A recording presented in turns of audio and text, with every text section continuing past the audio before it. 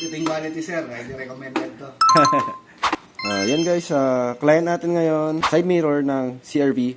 So yung client natin dito, nanggaling pa ng Pampanga, yung side mirror na lang yung dala. So ito yung madalas na nasisira dyan, yung folding mechanism din niya. Parang din sa mga VS na ginagawa natin. Pero ito, kailangan talaga natin siyang kalasin lahat para maikabit natin yung spring dito.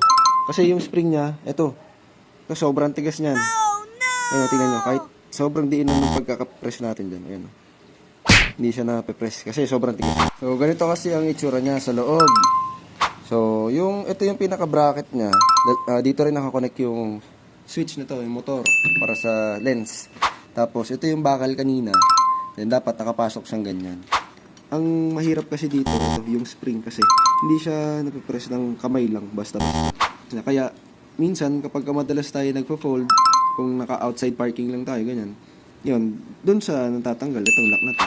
So, dun nagmumula yung wear and tear ng locking mechanism na tong side mirror. So, ito, lagyan natin siya ng pampatibay para at least hindi na siya matatanggal ulit.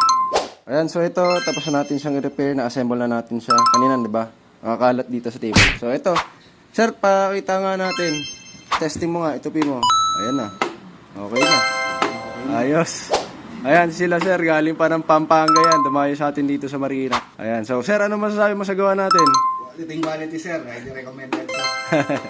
Okay, thank you very much po sir ha.